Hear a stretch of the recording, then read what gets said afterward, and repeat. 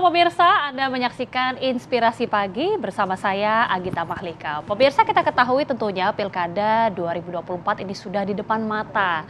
Nah, sejumlah strategi tentunya sudah disiapkan oleh para kontestan Pilkada 2024 untuk memenangkan hati para calon pemilihnya nanti. Termasuk juga berbagai strategi yang digunakan di era digitalisasi saat ini pemirsa. Salah satunya adalah dengan pemanfaatan teknologi dan juga kita ketahui pemanfaatan AI ataupun Artificial Intelligence. Dalam hal ini salah satunya adalah menggunakan teknologi AI pada platform pilkada.ai. Menjadi pertanyaan juga pemirsa, apa sih sebenarnya pilkada.ai dan seberapa efektif ini digunakan oleh para kontestan untuk bisa memenangkan hati para calon pemilih? Nah, kita akan mendiskusikannya hari ini bersama dengan sejumlah narasumber. Sudah hadir langsung di studio, langsung founder pilkada.ai, Mas Yose Rizal. Apa kabar Mas Yose? Baik, Mbak Gita, selamat pagi. Selamat pagi. Dan juga tentunya ini adalah usernya, ini merupakan calon wali kota Tangerang, Bang Faldo Maldini. Bang Faldo, apa kabar? Sehat, Mbak Gita. Oke, pagi. Ini bapak-bapak sudah berada di sini. Tapi kita tahu ya, saya mungkin ke Bang Yose terlebih dahulu.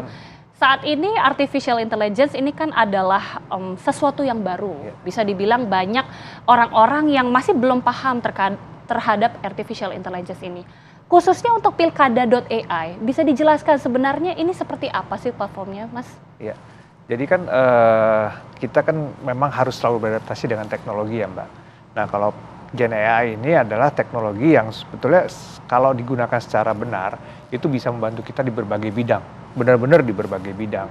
Nah, di case-nya pilkada AI ini kita gunakan Gen AI ini untuk membantu dalam kampanye politik. Karena kita tahu kan kampanye politik ini kan rumit sekali ya, prosesnya itu kan dari mulai pengumpulan data, mengumpulkan isu, data ini kan jumlahnya juga ratusan data gitu ya. Kemudian dari situ, dari data-data itu kita juga harus menyusun strategi dan lain-lain.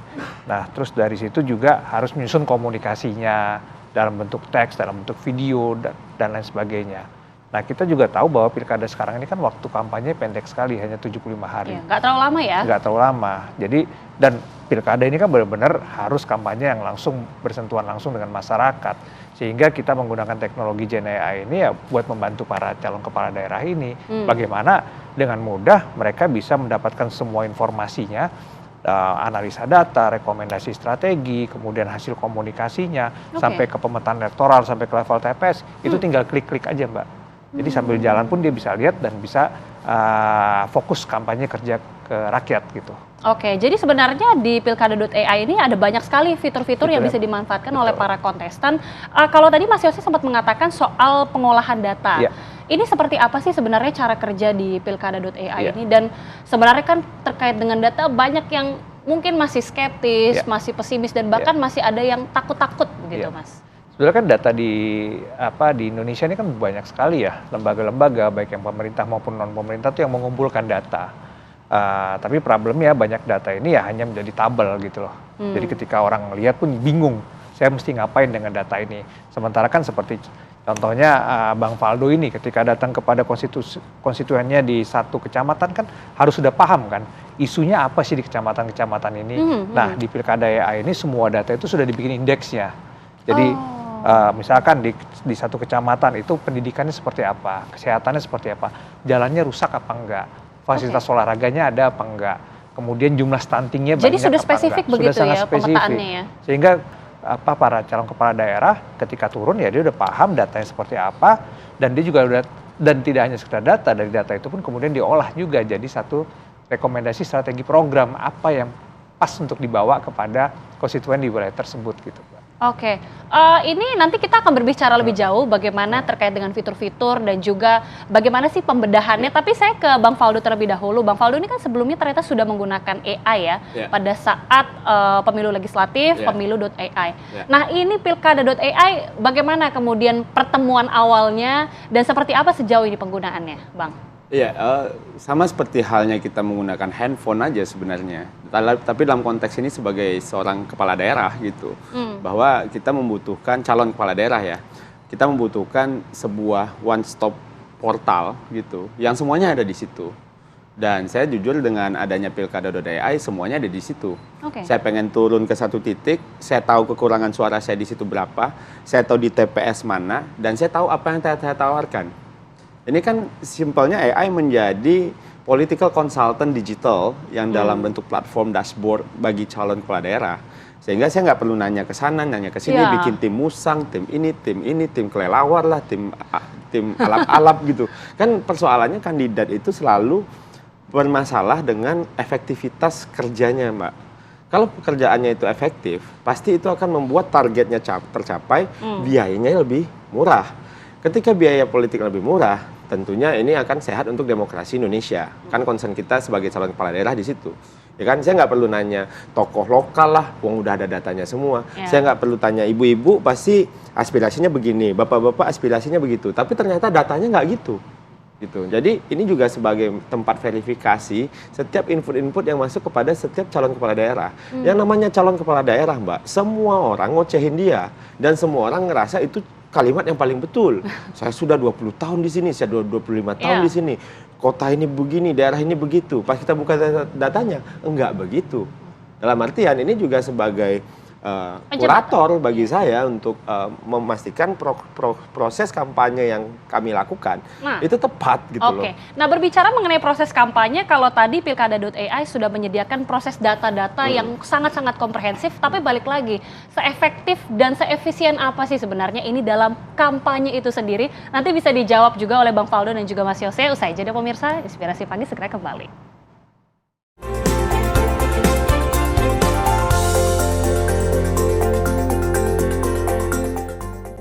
Anda kembali menyaksikan program Inspirasi Pagi. Jika tadi pemirsa kita sudah banyak berbicara pilkada.ai ini penyediaan datanya begitu komprehensif dan juga tepat guna, tepat sasaran. Tapi balik lagi Mas Yose terlebih dahulu ya. Ini kan masuk momen kampanye, masih ada pertanyaan juga sebenarnya ini efektif dan efisien tidak sih fitur-fitur komunikasi misalnya digunakan di pilkada.ai ini? Ya, sebetulnya kan kita nggak bikin satu proses baru, Mbak. Prosesnya itu sebetulnya sudah dijalankan sama teman-teman ini. Hanya dulu konvensional. Kayak tadi kita bicara data. Dulu kan pengumpulan data itu konvensional. Analisa datanya konvensional. Apakah bisa jadi seperti yang kita bikin seperti ini? Bisa. Tapi kan butuh waktu lama. Butuh tim yang besar. Nah, demikian juga dengan rekomendasi strategi. Ini kan ada mesin learning yang bekerja dengan triliunan dataset yang sudah dilatih gitu ya. Artinya si Gen AI ini sudah bisa memahami, oh kalau isunya ini, kemudian dengan latar belakang masyarakat di situ latar belakangnya ABCD dan dengan background kandidat yang ABCD misalkan ya. Nah, dia akan generate satu rekomendasi strategi yang sesuai itu buat memecahkan masalah dan sesuai juga dengan backgroundnya. Nah, itu balik lagi tadi, dulu apakah proses itu ada? Ada. Tapi kan butuh waktu yang lama dan orang yang banyak. Nah, sekarang kita lihat contohnya misalkan dengan waktu 75 hari, ya saya rasa nggak banyak waktu lagi tuh yang kemewahan buat kandidat yang dia bisa meeting, brainstorm sama timnya panjang lebar, nggak bisa. Semua itu dia harus tinggal lihat di handphone sambil jalan. Nah, kemudian kita lihat juga, memang kita ini hadir juga buat sebagai membantu teman-teman konsultan juga. Karena kan jumlah pilkada kan serentak, Mbak, 500 lebih ya sekarang di Indonesia. Sementara ya kita tahu lah teman-teman konsultan kan juga nggak banyak kan. Kalau dulu dengan pilkada yang tidak serentak ya itu bisa dibantu dengan proses-proses yang masih konvensional gitu ya. Nah, sekarang dengan jumlah pilkada yang serentak dan lain-lain, rasa saya sulit kalau semua proses itu dilakukan secara konvensional. Ini juga buat teman-teman partai juga kan, di DPP kan mereka juga pengen tahu ya pergerakan di tiap daerahnya. Progres calonnya gimana, calonnya kerjanya sudah efektif atau belum. Nah, itu juga kalau semuanya dalam bentuk platform digital, nah teman-teman di DPP kan juga bisa tinggal memonitor aja. Kemudian kalau ada yang perlu diintervensi, dia bisa langsung lihat juga secara real time gitu loh. Karena again tadi, waktunya pendek sekali gitu. Waktunya sangat pendek. Mas Faldo mungkin melihat seperti itu tidak? Jadi pemanfaatan ini sangat bisa efisien dan lebih efektif karena semakin terbantu begitu? Iya, pada prinsipnya kan kita sebagai kandidat ya pasti mencari supporting atau cara-cara yang memudahkan kerja kita, karena kan kita tahu dengan waktu yang pendek yang tadi disampaikan oleh Pak Yose gitu, adanya teknologi itu pasti bisa menjadi terobosan dalam kampanye gitu kan, karena Kita tahu, misal kayak saya butuh data soal isu yang ada di daerah ini. Jangan sampai saya ngomongin banjir di daerah yang nggak banjir. Ketukar lagi. Ketukar gitu kan. Jangan sampai saya ngomongin bedah rumah di komplek mewah. Kan sering banget kayak gitu Iya, kan, iya, nggak iya. relate kan kandidat. Itu soal komunikasi, itu satu hal. Yang kedua soal strategi pemenangan. Dengan tadinya awalnya saya tahu beberapa kekurangan suara, saya bisa main di situ dan bagaimana strategi kampanyenya. Yang kedua, saya juga bisa memanage tim kampanye. Kan memanage tim juga penting dalam proses pemenangan gitu kan. Yeah. Jadi guidance ke tim itu nggak serabutan, Mbak. Jadi para kandidat nggak dipusingkan oleh tim. Jadi dengan adanya platform ini, kasarnya kandidat juga nggak bisa ditipu sama tim gitu ya. Sehingga kan sering banget tuh relawan, kadang rela, kadang ngelawan. Kan gitu dibilangnya gitu kan. Nah tapi kan dengan adanya ini kita bisa ngomong sama tim, Mas nggak gitu, kekurangan kita bukan di daerah sana. Ternyata kekurangan di sini, isunya bukan itu Mas, isunya ini gitu. Belum lagi nih Mbak, ada fitur yang saya juga sering pakai tuh, ucapan kondangan, ucapan ulang tahun, itu hampir setiap hari ya. Kan nggak mungkin saya take video 30 video dalam sehari dengan orang yang berbeda gitu kan. Dan itu pasti akan menghabiskan waktu. Teknologi yang ada di Pilkada.ai itu memudahkan saya untuk sekali syuting, paling kalau pengen ganti tema, ganti baju, taking lagi untuk ratusan video, bahkan bisa ribuan video. Ya kan? Karena kan dengan dunia yang berkembang seperti sekarang, saya contoh di kota Tangerang gitu, ada sekitar 1,3 juta orang yang harus disapa dalam waktu 75 hari. Ya kan, badan saya dibagi berapa tuh, dibagi 18 aja nggak bisa gitu ya. Nah oleh karena itu tim penting, platform juga membantu kinerja tim, jadi semuanya saling berkolaborasi. Saya bisa memastikan setiap kandidat yang menggunakan platform ini kerjanya pasti lebih mudah, biayanya pasti lebih murah, kemenangan pasti dicapai dengan indah gitu loh. Jadi 3 hal itu. Optimis ini berarti langsung ya. Karena kan kita tujuan kampanye menang gitu loh Mbak, dan menang dengan cara yang paling enak gitu. Dengan hadirnya Pilkada.ai menurut saya, karena saya kan menggunakan daily Mbak. Kasarnya tadi saya bilang ke Pak Yose, saya buka Pilkada.ai kayak buka TikTok. Kalau TikTok itu soal konten, kalau ini soal data dan strategi. Bahkan naskah pidato pun dibikinkan. Ya, jadi karena AI-nya bisa. Saya kemarin disuruh bikin memberikan puisi di acara untuk tokoh lokal di situ. Ya udah pakai AI aja gitu loh. Saya nggak bisa bikin puisi, hasilnya bagus. Bahkan dalam derajat tertentu untuk gimana saya membaca demografinya, data politiknya. Jadi dalam satu platform, saya nggak harus buka website KPU, buka website Bawaslu, buka website ini. Semuanya ada dalam satu package. Semua lengkap ya? Lengkap. Oke, Mas Yose, ini kan sebenarnya salah satu daerah saja, Mas Faldo. Tapi kan ada banyak daerah-daerah kritikal lainnya yang juga isunya berbeda-beda. Jadi memang Pilkada.ai ini spesifik untuk setiap isu, setiap daerah juga gitu ya? Kita punya data di seluruh Indonesia, Mbak. Ada data yang di level kabupaten, ada data yang di level kecamatan, ada data yang di level kelurahan, bahkan sampai data di level TPS. Tapi itu berlaku buat seluruh Indonesia. Jadi ini bukan masalah. Kadang-kadang kan kita bicara, oh daerah ini belum siap teknologi nih, di sini aksesnya masih kurang bagus. Tapi kan yang saya bilang tadi, sebetulnya di Indonesia ini kita punya banyak set data gitu ya. Cuma selama ini belum disajikan secara mudah, sehingga bisa mudah diolah, bisa mudah diambil insight-nya. Nah ini yang kami lakukan dengan GenAI ini gitu. Salah satunya yang juga menarik adalah terkait dengan fitur pemetaan elektoral. Karena kita tahu bahwa para kandidat ini tentunya ada memiliki saingan-saingan juga, dan juga memiliki data-data, big data juga yang bisa disediakan. Ini nanti mungkin bisa dijawab ya, Bang Faldo bisa bercerita banyak terkait hal ini, termasuk juga Mas Yose. Namun usai jeda pemirsa, kami akan kembali lagi, tetaplah bersama kami di Inspirasi Pagi.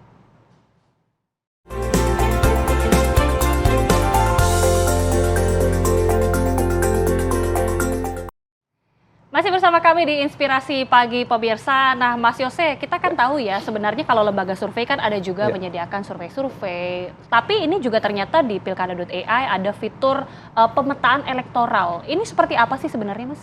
Proses pemilihan ini kan selalu ada peran historical data yang ke belakang Mbak ya. Jadi dengan teknologi big data, machine learning, dan GenAI, itu kita bikin formulasinya Mbak, dari pilkada sebelumnya, pileg, peta koalisi, sampai kotel efek dari hasil pilpres. Nah itu menjadikan satu formula yang menjadi kita bilang modal elektabilitas. Ya mirip seperti survei sih, tapi kan kalau survei ini kan ya teman-teman calon kepala daerah kan tidak bisa sering melakukan juga kan, karena ada biaya dan lain-lain ya. Dan lagi saya bilang tadi, pilkadanya serentak, lembaga Ya. survei kan juga kan jumlahnya terbatas ya. Nah, jadi dengan modal elektabilitas ini kita harapkan dari hari pertama semua kandidat itu sudah punya navigasi. Oh, dari level kabupaten, kemudian turun lagi ke level kecamatan, turun lagi ke level kelurahan sampai ke level TPS, berapa modal elektabilitas yang dia punya dan berapa kekurangan suara yang dia harus kejar di situ. Nah, tentunya hasil ini kemudian nanti secara berkala juga diupdate oleh hasil-hasil dari survei-survei lapangan sehingga menghasilkan pola kerja yang bisa menghasilkan navigasi yang terarah gitu, Mbak. Jadi let's say misalkan mau bikin kegiatan sudah tahu nih harus di TPS mana aja, mau pemasangan APK udah tahu harus di TPS mana aja. Di tiap level TPS sudah tahu berapa jumlah rumah yang harus dilakukan kegiatan door to door atau canvassing dan seterusnya. Nah, itu nanti dan semua kegiatan itu nanti diukur lagi kan. Jadi bisa tahu intervensinya berhasil apa enggak, mana yang harus dipertebal, mana yang daerah lain yang harus dikasih fokus berikutnya, kira-kira seperti itu. Oke, Bang Faldo, ini kan kita sudah banyak berbicara strategi-strategi pemenangan, tapi balik lagi, kompetitor ini tentunya ada banyak sekali yang tentunya punya strategi-strategi yang sama. Bagaimana sih kemudian dengan Pilkada.ai ini membantu ya untuk pemetaan mungkin kelebahan-kelebahan begitu, apa yang bisa ditonjolkan juga, bagaimana sejauh ini? Ya, saya dalam beberapa kali ikut kampanye dan beberapa kali membantu orang-orang juga gitu. Kebanyakan politisi itu jalannya tuh by feeling gitu. Feeling gua nih, jadi gitu. Ini kan menghadirkan cara berkampanye by thinking gitu. Kita mikir nih, dipikirin, data di set, terus gimana cara kemampuan kita baca datanya juga didampingi oleh tim dari Pilkada.ai. Jadi feelingnya itu mungkin setengah-setengah lah sama pikiran gitu. Ya memang sih pada akhirnya politisi feelingnya bagus biasanya jagoan gitu. Tapi kan kalau feeling yang bagus didukung sama pemikiran atau informasi yang tepat, saya kira itu jauh lebih efektif. Nah jadi ketika saya melihat peta elektoral dari lawan politik dan sebagainya gitu, justru saya ketika ada banyak yang manas-manasin, ayo bang di sana kita masih kurang, di situ masih kurang, saya ketawa-ketawa aja gitu. Oh iya kita masih kurang ya gitu, karena saya megang datanya gitu loh. Karena realitanya memang banyak seperti itu ya. Jadi iya, karena kan kadang-kadang kandidat ini gitu. panas gitu Mbak. Kandidat ini kan sering dipanasin oleh, ya mohon maaf ya, bukan berarti timnya belum tentu baik atau buruk, tapi kan kandidat harus tetap menjadi orang yang paling waras dalam kampanye. Nah cara kita untuk waras, kita pegang data. Kita megang data karena kita baca. Kita baca di mana? Di Pilkada.ai gitu. Jadi oleh karena itu saya kira kemampuan leadership kandidat itu kan juga akan dilihat dari cara dia berkampanye, dari cara dia manage tim, cara dia deliver program. Di situ juga ada rekomendasi program juga ada gitu. Nah jadi nanti ketika dia menang, kandidat akan warga yang akan memilih kandidat ini akan kebayang nih, oh kayaknya nih pemerintahannya misalnya Bang Faldo yang menang di Tangerang misalnya, pasti akan lebih rasional, lebih tepat gitu. Kenapa? Karena disupport dengan data. Kadang-kadang kita ini politisi malas juga baca data. Ya, kenapa? Karena satu datanya di website KPU, satu datanya di website Bawaslu, satu di website Dinas Pendidikan gitu kan. Nah, sementara ini ada dalam satu dashboard dan kita tinggal lihat, oh oke, pendidikan di sini begini, oh UMKM begitu. Terus terkait tadi peta elektoral soal kekurangan suara. Menariknya menurut saya, Pilkada.ai itu menghadirkan optimisme melihat potensi suara. Potensi suara, karena yang ada di dashboard itu potensi suara. Jadi kita sebagai kandidat itu udah ngerti, oh modal dasar saya segini nih. Kalau saya garap modal dasar saya gitu. Berarti kalau seandainya saya udah beresin modal dasar saya, berarti saya ngejar kekurangan saya dong. Gitu. Jadi ada 2 step yang pada akhirnya harus dipenuhi juga oleh kandidat. Jadi kita jangan sampai kebanyakan kandidat itu kampanye dengan sesuatu yang nggak dimiliki, tapi melupakan apa yang dimiliki. Berarti dari screening awal itu sudah ada dimasukkan input data semua. Kita tahu tuh potensi elektoral. Potensi elektoral ini kan potensi orang milih kita. Berarti ini harus kita datengin dulu. Jangan sampai kita datengin orang sehingga yang kemungkinan milih kita nggak milih kita juga gitu. Kan kebanyakan kandidat tuh galaunya begitu. Kenapa? Karena buta, nggak pegang data. Nah, ketika dia megang data, 29.000 misalnya di Kabupaten Pesisir Selatan di dashboard ini. Saya yakin ini pasti dari dukungan partai politik, plat portofolio dia sebelumnya, dukungan dari tokoh dan masyarakat. Itu AI bisa menciptakan angka itu. Oke. Terakhir Mas Yose, ini kan salah satu user yang sudah banyak bercerita ya, tapi kita tahu banyak kepala daerah lain yang mungkin belum mengetahui atau calon kepala daerah lain belum terlalu mengetahui. Jadi memang dari awal ini fitur pilkada.ai pasti akan melakukan pertanyaan yang screening supaya bisa menggali begitu ya potensi-potensi langsung dari para calon-calon ini. Iya, karena kan kita bikin sampai kepada komunikasinya kan Mbak. Jadi bikin dari mulai slogan, narasi pidato, konten buat di Twitter, Instagram, TikTok, kemudian tadi yang Mas Faldo cerita soal video. Nah itu juga kita pengen konten-konten itu tuh sudah personalisasi. Artinya merepresentasikan dari latar belakangnya, kekuatan si calon kandidatnya. Sehingga ya di awal prosesnya sangat simpel. Di awal nih para calon kepala daerah ini hanya sekali ngisi biodatanya supaya kita bisa bikin personalisasi campaign tadi. Udah habis itu semuanya tinggal klik-klik aja. Tinggal klik-klik aja hasilnya langsung keluar. Jadi bisa fokus kerja, bisa lebih hemat biaya, dan semua proses bisa lebih cepat. Jadi kan intinya kita pengen bagaimana dengan teknologi ini ya bisa meningkatkan kualitas demokrasi di Indonesia tadi, karena semuanya start dari data gitu ya. Kemudian bisa menurunkan biaya kampanye yang selama ini jadi mahal karena tidak ada navigasi yang jelas, dan pada akhirnya itu meningkatkan peluang kemenangan karena kandidatnya ya sudah diberi guidance yang sangat spesifik, nano targeting, ya tinggal kerja aja menyapa rakyat. Ya, kita harap tentunya ini bisa banyak digunakan juga supaya bisa membantu meningkatkan kualitas tadi ya, kualitas para calon-calon pemimpin di daerah masing-masing. Saya titip satu aja ke Pak Yose, bikin pemerintahan.ai setelah ini saya bilang. Oke, ini kayaknya usulan juga nih Mas. Siapa wali? Ditampung ya. Tapi terima kasih sekali lagi Bang Faldo Maldini, terima kasih juga Mas Yose Rizal sudah bergabung bersama kami di Inspirasi Pagi. Sehat dan juga sukses selalu, terima kasih. Dan demikian pemirsa kebersamaan kami di Inspirasi Pagi. Mewakili kru bertugas, saya Agita Mahlika mengucapkan terima kasih. Selamat pagi, sampai jumpa.